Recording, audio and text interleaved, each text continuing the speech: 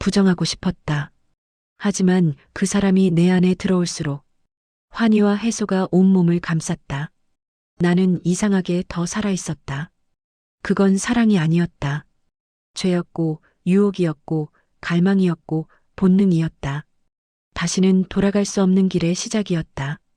거부를 해보려고 해도, 눈물로 씻으려 해도 그의 체온은 내 안에 남아 있었다. 그날 이후 친구의 엄마가 아니라 한 여자가 되어버렸다. 이 이야기는 욕망의 기록이 아니다. 죄와 구원 사이에서 한 인간이 다시 살아 숨쉬기 시작한 순간의 고백이다. 좋아요, 구독 부탁드립니다. 처음엔 단지 우연이라 생각했다. 아들의 친구가 우리 집에 자주 드나든 건 그저 아이의 사교성 때문이라고. 그러나 그날 손끝이 닿던 그 짧은 순간 이후로 나는 매일이 낯설어졌다. 비 오는 토요일 오후였다. 아들은 동아리 후배들과 영화를 보러 나갔고 나는 멍하니 창밖을 바라보고 있었다. 그때 초인종이 울렸다. 문 앞에는 아들의 친구 준호가 서 있었다. 손에는 빗물에 젖은 종이 봉투 하나. 이거 민수 거예요. 과제 자료라서 두고 갈게요. 그의 목소리는 낮고 조심스러웠다. 나는 무심히 손을 내밀었다. 그리고 젖은 종이봉투를 건네받는 순간 그의 손끝이 내 손가락을 스쳤다. 순간적이었지만 온몸이 굳었다. 차가운 빗물 대신 따뜻한 온기가 전해졌고 그 따뜻함은 손끝에서 심장으로 천천히 번져왔다. 괜히 숨을 고르며 말했다. 들어와서 잠깐 쉬어. 비가 너무 많이 오네. 준호는 신발을 벗고 조심스레 거실로 들어왔다. 그의 머리카락 끝에서 빗방울이 떨어졌다. 나는 수건을 건넸다. 감기 걸리겠어. 그는 고맙다고 말하며 고개를 숙였다. 그때 내 눈앞으로 떨어지는 물방울 하나. 손끝으로 닦아내려던 찰나 준호의 시선이 내 손을 따라 움직였다. 그 짧은 교차 속에서 이상한 공기가 생겼다. 이건 단순한 어른의 친절이 아니었다. 그의 눈빛은 너무 솔직했고 내 마음은 그 솔직함 앞에서 이유 없이 흔들렸다. 나는 괜히 말을 돌렸다. 요즘 공부는 어때? 그냥 평범해요. 근데 민수 어머님 예전보다 더 젊어지신 것 같아요. 순간 숨이 멎었다. 그 말은 그냥 인사겠지라고 스스로를 달래며 웃었지만 속으로는 이상하게 불편했다. 그리고 동시에 묘한 설렘이 스쳤다. 왜 이런 감정을 느끼는 걸까? 난 어른이잖아. 이건 안 돼. 하지만 마음속에서 부정할 수 없는 무언가가 고개를 들었다. 오랜 세월 아무도 바라봐주지 않았던 내 내면의 여성. 그녀가 천천히 깨어나고 있었다. 비가 그치지 않았다. 커피를 내리며 나는 조심스레 물었다. 당신 또래 친구들은 요즘 뭘 좋아해요? 저요? 요즘은 이런 시간요. 그는 내 시선을 피하지 않았다. 우리 사이에 묘한 정적이 흘렀다. 그 정적은 위험했지만 달콤했다. 나는 커피잔을 내려놓았다. 잔 밑에 남은 진한 커피 자국이 마치 내 마음 같았다. 흐릿하지만 지워지지 않는 흔적. 그날 밤 혼자 소파에 앉아 TV를 켰다. 하지만 아무 장면도 눈에 들어오지 않았다. 오직 그 순간만 떠올랐다. 손끝의 온기, 젖은 머리카락, 그리고 그 시선. 내가 미쳤지. 그 아이는 아들의 친구야. 머리로는 수백 번 다짐했지만 가슴은 전혀 다른 언어로 말했다. 그냥 보고 싶다. 그 후로 며칠 동안 준호는 오지 않았다. 그런데도 매일 초인종 소리가 들리는 환청이 들렸다. 문을 열면 없을 걸 알면서도 자꾸만 문 쪽을 바라봤다. 그때마다 내 안에서 이상한 열이 일었다. 외로움이라는 단어로는 설명되지 않는 감정. 그건 욕망이 아니라 살아있음이었다. 아무도 나를 여자라 부르지 않았던 세월 속에서 그 짧은 다음 하나가 나를 다시 숨쉬게 했다. 며칠 후 준호는 다시 왔다. 이번엔 아들이 없다는 걸 알고 있는 듯 조용히 문을 두드렸다. 어머님, 잠깐 괜찮으세요? 나는 대답하지 못했다. 그저 문고리를 잡은 채 한참을 서 있었다. 손바닥 안에서 심장 소리가 들렸다. 그때 문틈 사이로 들어온 바람이 내 머리카락을 스쳤다. 그 바람 끝에 나는 속삭이듯 말했다. 들어와요. 며칠 동안 나는 스스로를 다독이며 살았다. 그날의 일은 단지 착각이었다고, 그저 빗속의 따뜻한 순간이 만든 작은 착시였다고. 하지만 사람의 마음은 그렇게 쉽게 정리되지 않는다.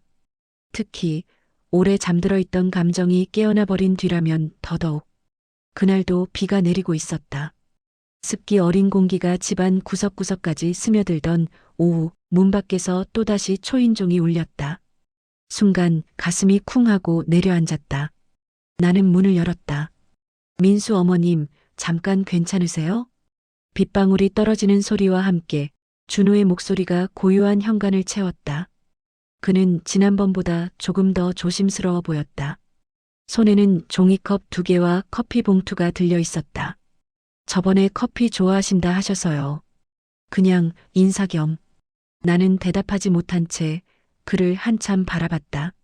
그런데 이상하게도 문을 닫을 수가 없었다. 잠깐 들어와요. 준호는 망설이다가 신발을 벗었다. 비냄새가 섞인 그의 체온이 거실 안으로 번졌다. 그 온기가 어쩐지 익숙하게 느껴졌다.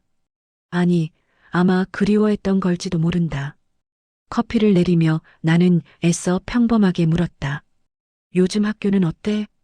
똑같아요. 근데 요즘은. 그가 말을 멈췄다. 요즘은 이상하게 혼자 있을 때마다 그날 생각이 나요.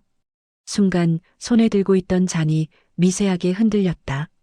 뜨거운 김이 얼굴을 스치며 그날의 온기가 다시 되살아났다. 그날이라니? 그날 비 오는 날 제 손이 어머님 손에 닿았잖아요. 그의 시선이 내 손끝으로 내려왔다. 나는 숨을 고르며 잔을 내려놓았다. 이제 더는 모른 척할 수 없었다. 그건 그냥 우연이었어. 입으로는 그렇게 말했지만 내 심장은 이미 진실을 알고 있었다. 그 짧은 다음이 내 모든 감각을 깨웠다는 걸. 준호는 고개를 숙였다. 죄송해요. 그냥 요즘 어머님이 생각이 나서. 그 한마디가 공기보다 더 묵직하게 내려앉았다.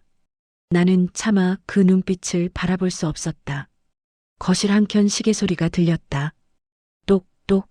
마치 금기를 세는 듯 침묵 속에 울려 퍼졌다. 나는 한숨을 내쉬며 커피잔을 치웠다. 준호야, 넌 아직 젊어. 이런 감정은 금방 사라져. 그는 대답하지 않았다. 대신 아주 조용히 내게 한 걸음 다가왔다. 가까워지는 발소리가 심장 박동과 겹쳤다. 그리고 그의 목소리가 아주 낮게 떨어졌다. 근데 저는 사라지지 않았어요. 그 순간 나는 숨을 멈췄다. 나도 모르게 뒤로 한 걸음 물러섰지만 벽에 부딪히며 멈춰섰다. 공간은 좁았고 공기는 묘하게 뜨거웠다. 우리 사이에는 단 한 뼘의 거리. 그는 손을 들었다. 하지만 그 손끝은 내 어깨에 닿지 못했다. 그저 공기 위에서 떨리는 듯 멈췄다. 이러면 안 돼. 알아요. 근데 보고 싶었어요. 그 말은 마치 오래 참아온 고백처럼 들렸다. 나는 고개를 돌렸다. 그의 눈빛을 마주하면 나 자신이 무너질 것 같았다. 하지만 이미 늦었다. 내 심장은 그 눈빛을 기억하고 있었으니까. 잠시의 침묵 끝에 나는 속삭였다. 이제 그만 가. 오늘은. 그는 조용히 고개를 끄덕였다. 그리고 현관으로 향했다. 문이 닫히는 소리가 들리는 순간 내 안에서 무언가가 툭 부서졌다. 소파에 앉아 손을 바라봤다. 떨림이 멈추지 않았다. 그의 체온이 남아있는 듯 손끝이 아직도 뜨거웠다. 그날 밤 잠을 이룰 수 없었다. 커튼 사이로 비가 내렸다. 그 소리 하나하나가 마치 내 마음의 박동 같았다. 보고 싶다. 입 밖으로 새어나온 목소리가 방 안의 정막을 깨뜨렸다. 나는 두려웠다. 하지만 그 두려움 속에는 이상하게도 따뜻한 열이 있었다. 그건 죄책감이 아니라 살아있다는 증거 같았다. 다음 날 출근 준비를 하던 내 손이 멈췄다. 테이블 위에는 준호가 두고 간 커피 봉투가 있었다. 포장지에 번진 빗방울 자국이 아직 그대로였다. 손끝으로 그 자국을 만지자 가슴이 다시 쿵 하고 울렸다. 이건 단순한 호감이 아니야. 스스로에게 수없이 다짐하면서도 나는 이미 알고 있었다. 그의 이름을 떠올리는 순간마다 내 안에서 누군가가 다시 숨을 쉬고 있었다. 며칠이 지났다. 그날 이후로 준호는 오지 않았다. 그런데 이상하게도 나는 그 부재 속에서도 그의 기척을 느꼈다. 거실 창문에 부딪히는 빗소리, 식탁 위 남은 커피잔 하나, 그 모든 게 그를 떠올리게 했다. 나는 매일 문 쪽을 흘기 보았다. 초인종이 울리지 않음을 알면서도 누군가 다녀갔을 것 같은 착각에 문을 한 번 더 확인했다. 이제 그만하자. 스스로에게 수십 번 다짐했다. 하지만 마음이 따라주지 않았다. 그가 내 안에 남긴 건 단지 감정이 아니라 오래 묻혀있던 살아있음이었다. 그날 저녁 퇴근하던 아들이 말했다. 엄마, 준호 알죠? 요즘 자주 우리 집 근처에서 본대요. 그 말이 가슴 한가운데로 박혔다. 그래, 왜? 모르죠. 그냥 동네에 친구가 있다나. 나는 웃는 척했지만 손끝이 떨렸다. 그가 우연히 이 근처를 맴돌고 있다면 그건 정말로 우연일까? 다음 날 오후 장을 보러 나가려 문을 열자 현관 앞에 낯익은 종이봉투가 놓여 있었다. 안에는 작은 카드를 끼운 책 한 권, 마음의 구조심리학 입문서였다. 그 아래 적힌 짧은 글귀. 읽다 보면 어머님 마음도 조금은 가벼워질 거예요. 나는 그 종이봉투를 한참 쥐고 서 있었다. 온몸이 식어가는 오후 그 작은 카드가 내 손 안에서 천천히 뜨거워졌다. 밤이 되자 책을 펼쳤다. 페이지마다 밑줄이 그어져 있었고 중간쯤엔 이런 문장이 있었다. 마음이 사랑을 알아보는 순간 가장 먼저 죄책감이 찾아온다. 나는 그 문장을 오래 바라봤다.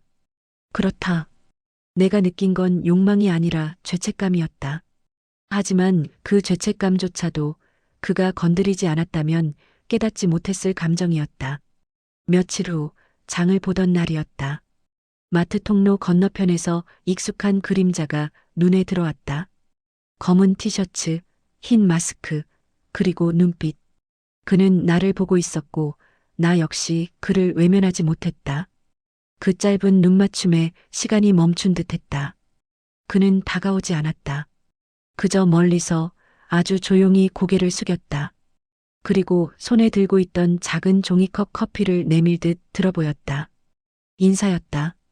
하지만 그 인사는 보고 싶었다는 말보다 더 솔직했다. 나는 아무 말 없이 돌아섰다. 심장이 너무 요란하게 뛰었다. 마스크 안쪽이 뜨겁게 젖었다. 집에 돌아오니 창밖에는 노을이 번지고 있었다. 부엌에 서서 장바구니를 풀다가 문득 거울을 봤다. 거울 속에 나는 낯설었다. 눈빛이 달라져 있었다. 이건 설렘일까, 두려움일까? 한참을 그렇게 서 있다가 휴대폰을 들었다. 메시지를 쓰다 지우고 또 썼다. 책 잘 읽었어요.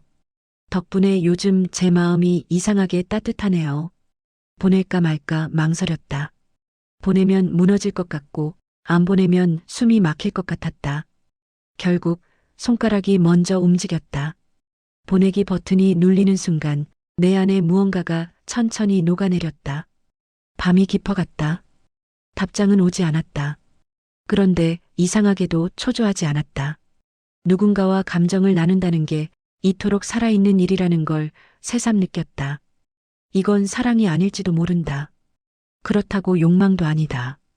그냥 나라는 사람의 감각이 다시 살아난 것뿐이다. 하지만 그게 더 무서웠다. 새벽 2시 휴대폰이 짧게 울렸다. 저도요. 그 마음 이상하게 따뜻하네요. 짧은 문장 하나. 하지만 그 한 문장으로 모든 균형이 무너졌다. 그날 이후 나는 매일 커피를 마시며 그의 메시지를 기다렸다. 단 한 줄이라도 좋았다. 그의 온도가 내 하루를 데우고 있었다. 그 후로 며칠 서로에게 아무 말이 없었다. 그런데도 공기에는 묘한 연결감이 있었다. 그의 생각이 내 일상 어딘가를 지나가는 걸 느꼈다. 그건 손끝의 기억처럼 보이지 않지만 분명히 존재했다. 나는 스스로에게 물었다. 이게 잘못일까? 하지만 대답은 알 수 없었다. 단지 그를 떠올릴 때마다 세상이 다시 색을 입었다는 것만은 확실했다. 닿을 수 없기에 더 가까워진다. 그 문장이 그날 내 마음속에 떠올랐다. 그리고 나는 깨달았다. 이건 사랑의 시작이 아니라 사랑을 기억하는 법을 배우는 과정이었다는 걸. 그날따라 하늘은 이상하게 낮았다. 창문을 두드리는 바람 소리가 하루 종일 귓가를 맴돌았다. 일에 집중하려 해도 머릿속이 계속 어지러웠다. 준호의 메시지가 마지막으로 온 지 닷새째. 그 짧은 저도요 한마디가 이토록 오래 내 마음을 흔들어 놓을 줄은 몰랐다. 그냥 다 잊자. 나는 그렇게 다짐했지만 잊으려 하면 더 또렷해졌다. 그의 목소리, 시선, 그리고 그날 비 내리던 오후의 공기까지. 그날 저녁 현관 초인종이 울렸다. 가슴이 쿵 하고 내려앉았다. 직감적으로 알았다. 이번에도 그는 예고 없이 왔다는 걸. 문을 열자 젖은 머리카락 끝에서 물방울이 떨어졌다. 그는 말없이 종이봉투를 내밀었다. 지난번 책 반납하려고요. 목소리가 낮았다. 비 냄새와 함께 들어온 공기가 순식간에 방 안의 온도를 바꿔놓았다.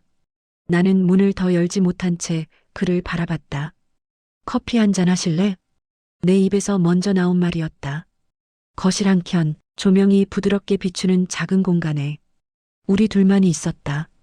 그는 커피를 들고 내 앞에 앉았다. 말이 없었다. 대신 조용히 나를 바라봤다. 그 시선은 도발적이지 않았다. 오히려 너무 맑아서 피하고 싶었다. 그런데도 나는 눈을 돌리지 못했다. 아니, 어쩌면 그 시선을 기다리고 있었는지도 모른다. 그날 이후로요, 그가 입을 열었다. 저는 매일 그날 어머님이 커피잔을 들던 손을 생각했어요. 순간 숨이 막혔다. 내 손끝이 미세하게 떨렸다. 잔 안에 커피가 흔들려 작은 파문이 일었다. 그만해요, 준호 씨. 나는 낮게 말했다. 이건 우리가 하면 안 되는 얘기예요. 그는 조용히 고개를 끄덕였다. 하지만 시선은 여전히 나를 향해 있었다. 한동안 아무 말도 없었다.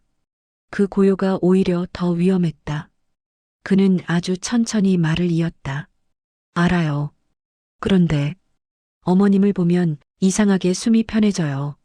누군가를 보고 이렇게 숨 쉬는 게 쉬워진 건 처음이에요. 그 말이 심장을 찔렀다. 나는 그를 보지 못한 채 자리에서 일어섰다. 이제 그만 가요. 그러나 목소리가 흔들렸다. 그가 문 쪽으로 향했지만 그 발소리가 너무 느리게 들렸다. 현관까지 걸어가는 동안 나는 한 걸음도 움직일 수 없었다. 그의 뒷모습이 문틈 사이로 사라지려는 순간 갑자기 그가 멈춰섰다. 정말 아무렇지 않으세요? 그 질문에 나는 아무 대답도 하지 못했다. 아무렇지 않을 리 없었다. 그의 말 한마디, 숨소리 하나까지 이미 내 안에서 너무 큰 자리를 차지하고 있었다. 그는 천천히 돌아섰다. 죄송합니다. 그의 눈빛이 흔들렸다. 그냥 보고 싶었어요. 그가 다시 다가왔다. 단 한 걸음. 그 거리 안에 세상이 멈췄다. 내가 먼저 눈을 감았다. 그건 포기였는지도 용서였는지도 모르겠다. 그저 너무 지쳤다. 오랫동안 모든 감정을 눌러왔고 항상 누군가의 엄마, 아내, 어른으로 살아왔다. 나로 살았던 적이 언제였던가. 그의 그림자가 가까워졌다. 손끝이 공기를 스쳤다. 닿지는 않았다. 그저 아주 가볍게 내 주변을 맴돌며 멈췄다.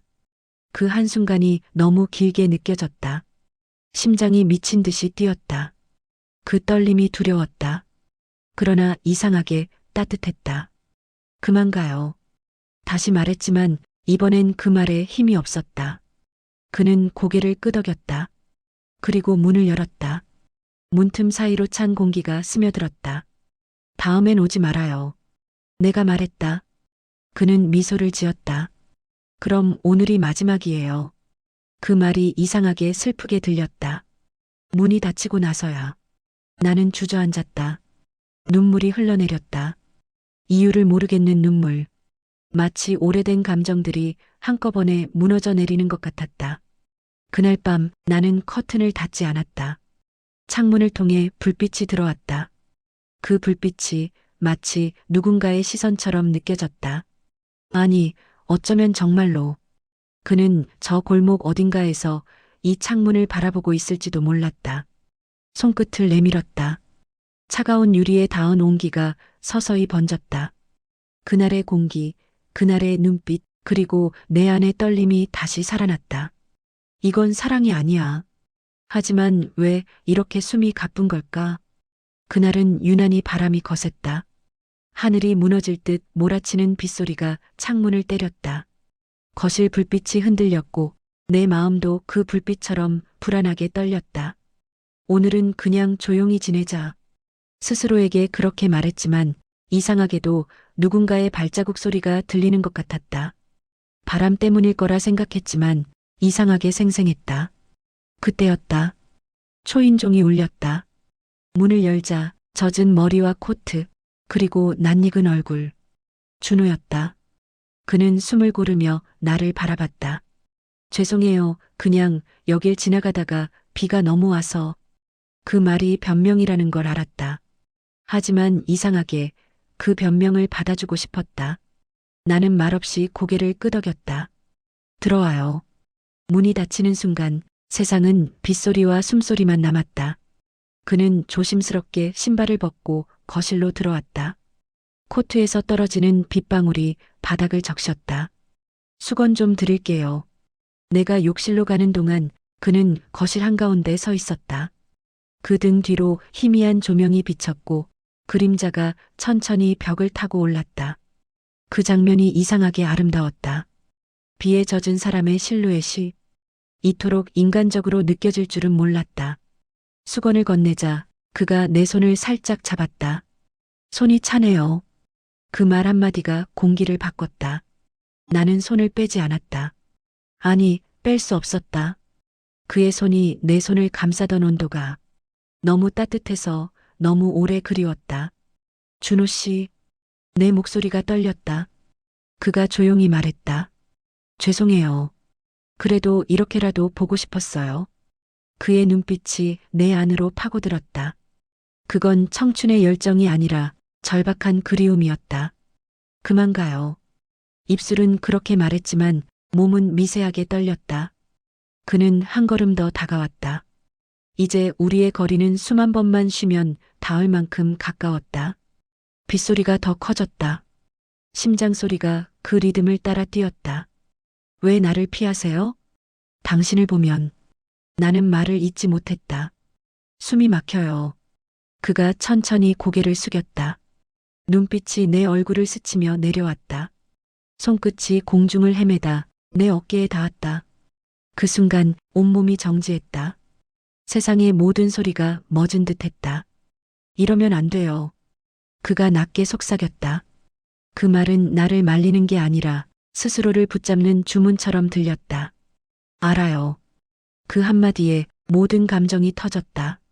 순간 그가 키스를 한다. 그의 키스에 나의 도덕적 관념과 이성은 마비되었다. 오직 본능에만 그와 마주하였다. 그가 내 안으로 들어올 때 난 내가 아니었다. 모든 게 희미해져 갔다. 나는 눈을 감았다. 눈앞에 빗줄기가 지나가는 듯했다. 그의 숨결이 내 뺨에 닿았다. 그리고 아주 짧은 순간 시간이 완전히 멈췄다. 그의 이마가 내 이마에 닿았다. 그저 그뿐이었다. 입술도 손길도 말도 없었다. 하지만 그 다음 하나에 세상이 무너지는 것 같았다. 그는 고개를 떨구며 말했다. 이건 사랑이 아니죠. 아니요. 나는 조용히 대답했다. 이건 살아있다는 증거예요. 창밖에서 번개가 치고 순간 방안이 하얗게 번쩍였다. 우리의 그림자가 벽에 겹쳐졌다. 두 개의 형체가 하나로 녹아드는 듯했다. 준호야. 그가 나를 봤다. 정말 보내실 거예요? 대답하지 않았다. 대신 그의 손에서 수건을 받아 벽에 걸었다. 그가 문 쪽으로 걸어갔다. 비 냄새가 따라 들어왔다. 문 앞에서 그는 멈췄다. 오늘 밤 이 기억 잊지 않을게요. 그가 그렇게 말하고 나갔다. 문이 닫히고 나는 천천히 벽에 기대 앉았다. 온몸이 떨렸다. 무엇 때문인지 모르겠다. 두려움, 욕망, 후회, 안도감. 그 모든 감정이 동시에 밀려왔다.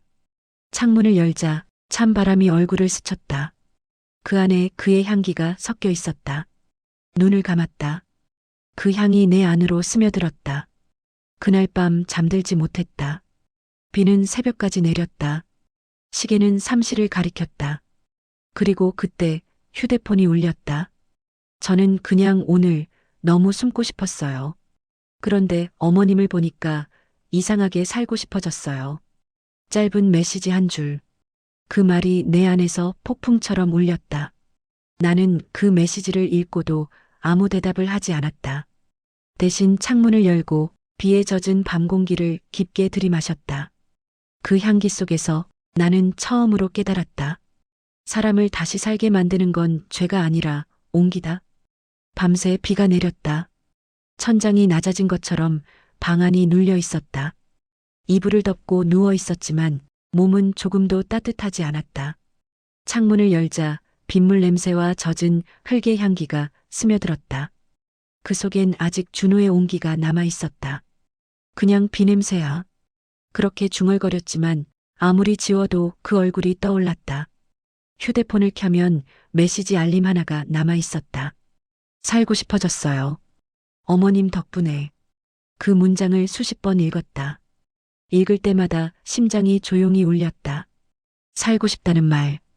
그 단어가 내게도 너무 오래 낯설었다. 나는 창문 너머로 하늘을 올려다봤다.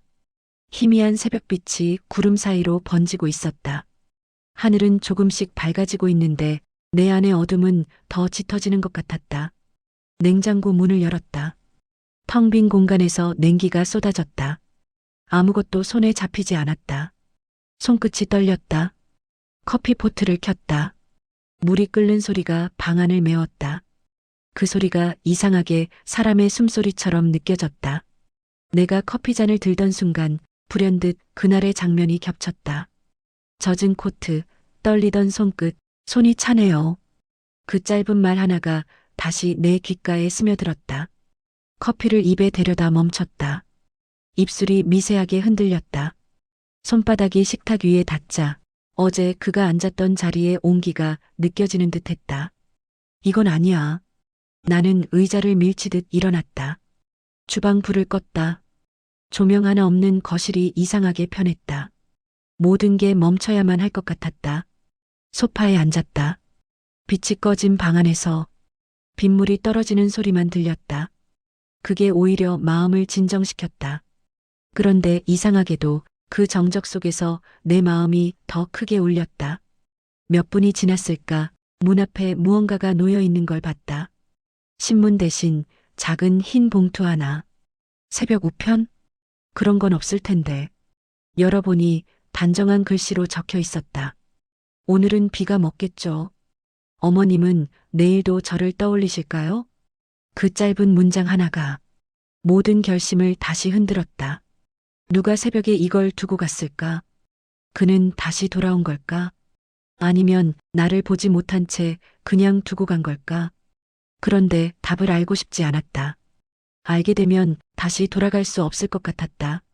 나는 봉투를 식탁 위에 올려두고 천천히 거실 커튼을 걷었다. 밤새 내리던 비가 그치고 있었다. 창밖 나무 잎에는 빗방울이 매달려 있었고 그 사이로 새벽빛이 흘러들었다. 그 빛이 내 얼굴을 스쳤다. 눈을 감았다. 순간 이상하게도 마음이 평온했다.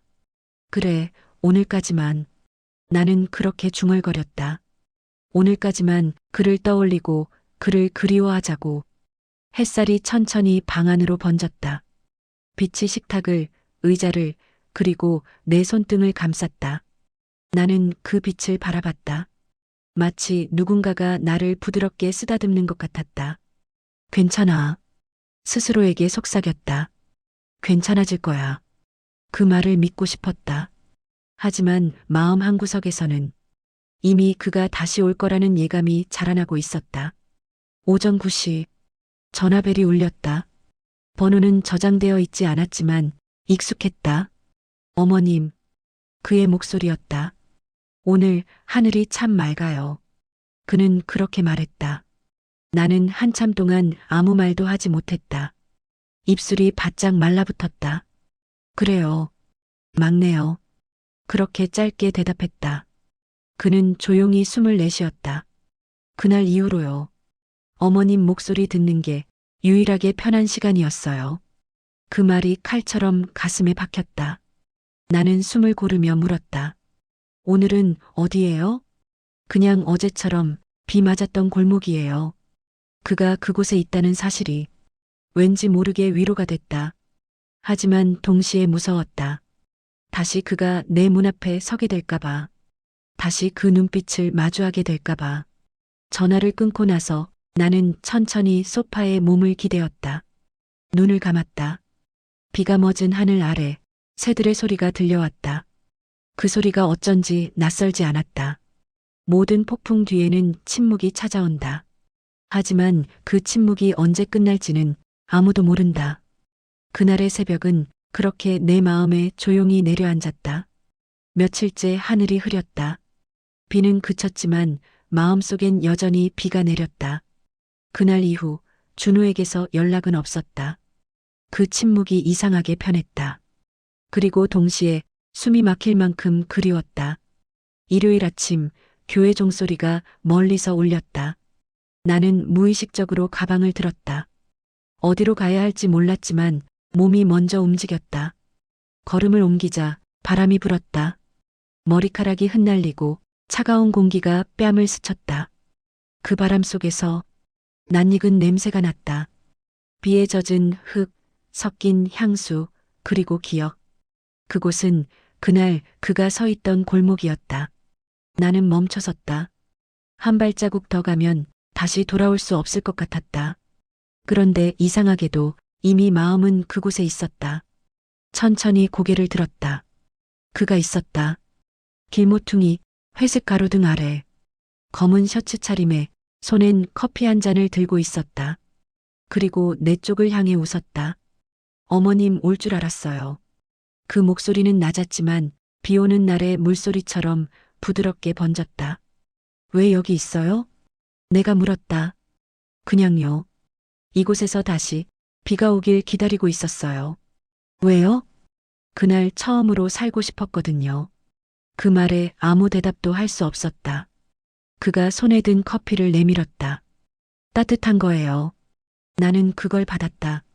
종이컵 가장자리에 그의 손끝이 닿았다.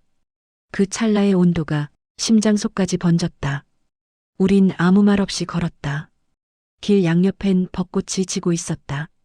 잎이 바람에 흩날려 우리 머리 위로 천천히 떨어졌다. 이 길 참 조용하네요. 그가 말했다. 그래요. 사람은 다 지나가요. 남는 건 바람뿐이죠. 내가 그렇게 대답했다. 그는 고개를 끄덕였다. 그래도 어머님은 저한테 남았어요. 그 말 한마디가 심장을 조용히 찔렀다. 어머님이라는 호칭 속에 감정이 얽혀 있었다. 부정하려 해도 이미 늦었다. 우린 오래 걷지 않았다. 그가 발을 멈췄다. 이 골목 기억나요? 잊을 수가 없죠. 그날 제가 말했었죠. 잊지 않겠다고. 그는 잠시 숨을 고르고 말했다. 그게 거짓말이었으면 좋겠어요. 왜요? 기억이 너무 선명해서 지울 수가 없어요. 그의 눈빛이 흔들렸다. 그 안에 슬픔과 그리움, 그리고 욕망이 섞여 있었다. 그때 하늘에서 한 줄기 빛이 새어나왔다. 구름이 갈라지고 햇살이 그를 비췄다. 그 빛 속에서 그는 한층 더 낯설게 보였다. 소년 같기도 하고 어른 같기도 했다. 준호야. 네. 우리 멈춰야 해. 그가 조용히 고개를 끄덕였다. 그럴 줄 알았어요. 하지만 눈빛은 달랐다. 말은 멈춤을 원했지만 몸은 아직 남아 있었다. 이런 말하면 안 되지만 그가 말을 이었다. 그날 이후 저는 누구도 안아본 적이 없어요. 숨이 막혔다. 그가 내게 한 걸음 더 다가왔다. 당신도 그렇잖아요? 그의 목소리가 내 귓가에 스쳤다. 나는 뒤로 물러서려 했지만 발끝이 돌계단에 걸렸다. 순간 그가 나를 붙잡았다. 그의 손이 내 허리에 닿았다. 그 짧은 순간 모든 기억이 되살아났다. 비 향기, 숨소리, 떨림. 그리고 멈출 수 없었던 순간. 준호야. 내가 속삭였다. 그만해. 그는 내 눈을 바라봤다. 그럼 마지막으로. 안 돼. 마지막으로 고마웠다고만 하게 해주세요. 그가 내 어깨 위로 고개를 숙였다. 이마가 닿았다. 그 따뜻한 다음에 눈물이 흘렀다. 그는 아무 말 없이 내 이마 위에 아주 조용히 입을 맞췄다. 그리고 그대로 뒤돌아섰다. 그의 뒷모습이 골목 끝으로 사라질 때까지 나는 그 자리에 서 있었다. 입술 위엔 아직도 그의 체온이 남아 있었다. 바람이 불었다. 벚꽃잎이 흩날렸다. 한 송이가 내 손등 위에 떨어졌다. 그 순간 깨달았다. 사람은 때때로 사랑이 아니라 그리움으로 살아간다는 걸. 그날 저녁 나는 일기장을 꺼냈다. 손이 떨렸지만 천천히 썼다. 그를 다시 만났다. 우리는 아무 말도 하지 않았지만 그 짧은 눈빛 안에 모든 이야기가 있었다. 그리고 마지막 줄에 조용히 이렇게 적었다. 내 인생의 봄은 그 골목에서 시작되어 그곳에서 끝났다. 겨울이 지나고 봄이 왔다. 이상할 만큼 조용히 찾아왔다. 어느 날 눈을 떴을 때 햇살이 달라져 있었다. 창문을 열면 찬바람 대신 따뜻한 바람이 얼굴을 스쳤다. 그 바람 안에는 흙냄새, 꽃향기, 그리고 아주 희미하게 그 사람의 향기가 섞여 있었다. 그날 이후 준호는 다시 오지 않았다. 전화도 메시지도 그 어떤 흔적도 남기지 않았다. 그가 정말 떠났다는 걸 이제는 안다. 하지만 이상하게도 그가 사라진 뒤 나는 무너지지 않았다. 오히려 조금씩 살아났다. 비로소 알게 되었다. 누군가를 깊이 사랑한 사람은 다시는 예전으로 돌아가지 못한다는 걸. 하지만 동시에 그 사랑이 나를 다시 살게도 한다는 걸. 교회 앞 벤치에 앉았다. 벚꽃잎이 흩날리고 아이들이 웃으며 뛰어다녔다. 햇살이 따뜻했다. 나는 조용히 숨을 들이마셨다. 오래전 남편과 함께 이 길을 걸었던 기억이 떠올랐다. 그때 나는 아무런 감정도 느끼지 못했었다. 늘 바쁘게 살았고 늘 무언가를 잃은 채로 살았다. 하지만 지금은 다르다. 잃은 것이 아니라 느낄 수 있게 된 것이었다. 교회 안으로 들어가니 낯익은 냄새가 났다. 오래된 나무 의자, 향초, 그리고 사람들의 기도. 한참을 앉아 눈을 감았다. 머릿속에는 준호의 마지막 말이 떠올랐다. 어머님은 내일도 저를 떠올리실까요? 나는 미소 지었다.